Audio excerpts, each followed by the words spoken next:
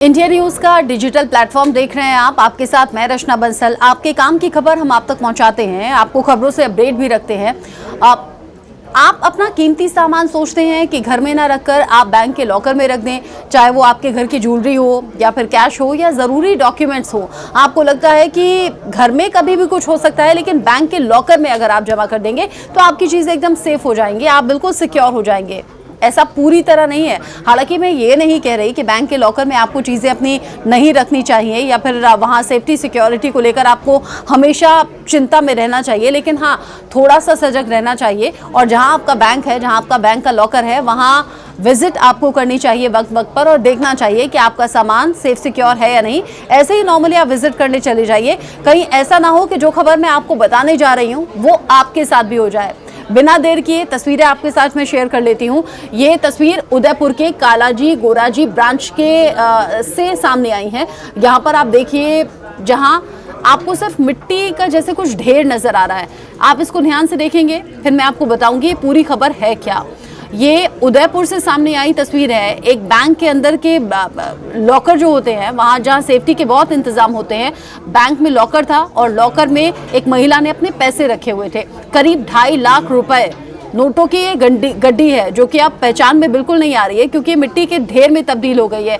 ये एक बैंक का लॉकर है। लॉकर के अंदर नोटों का बंडल रखा हुआ है, नोटों की पूरी गड्डी रखी हुई है और 2.5 लाख रुपए बताया जा रहा है। उदयपुर के कालाजी गोराजी ब्रांच से ये तस्वीर सामने आई है, जहां पर महिला के होश फाख्ता हो गए जब वो अपने बैंक के लॉकर को खोलने के लिए पहुंची। आप सोच रहे होंगे मिट्टी में कैसे ये नोट के बंडल तब्दील हो गए। जानिए पूरी खबर। बैंक के लॉकर में दीमक लग गई थी। दीमक की वजह से नोट मिट्टी में बदल गए। दीमक पूरी तरह से नोटों को चट कर गई। अगली तस्वीर आप देखेंगे, ये देखिए, ये कुछ नोटों की गड्डियां हैं और ये जब अगर आपके घर में कभी दीमक लगी हो, इस तरह से मिट्टी मिट्टी जैसा आपको नजर आने लगता है और आपको ये अंदेशा हो जाता है कि कहीं कुछ गड़बड़ है। यहाँ ये लोहे के पूरे रैक्स बने हुए हैं, लोहे के पूरे लॉकर्स हैं, सेफ अलमारी रहती हैं, लेकिन यहाँ इस बीच मिट्टी देखी गई।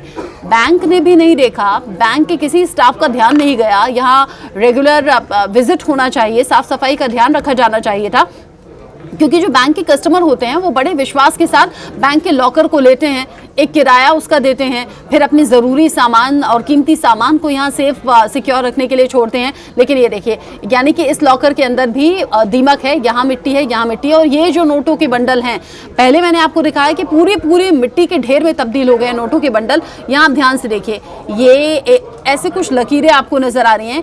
यहाँ से पूरी तरह नोटों को खा गई है दीमक। ये एक लकीर आपको नज़र आ रही है, ये कुछ हिस्सा आपको इसमें नोटों का डैमेज नजर आएगा।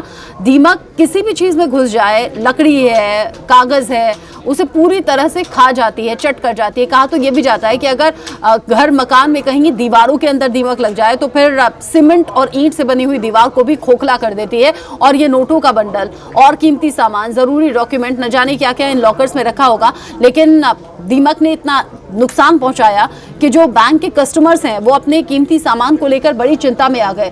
हालांकि जब महिला के 2.5 लाख रुपए मिट्टी में तब्दील हो गए, दीमक उनको लग गई, तो महिला के होश तो उड़े ही, लेकिन साथ ही साथ उसने बैंक पर क्लेम कर दिया। उसने कहा कि अगर मैंने यहाँ नोटों को रखा था, अगर मैंने अपना कीमती सामान रखा था, तो आपकी पूरी जिम्मेदारी बनती है, अब मुझे अपने पैसे वापस चाहिए। विवाद एक और बैंक के साथ छिड़ गया है। बैंक इस पूरे मामले में जांच की बात कर रहा है।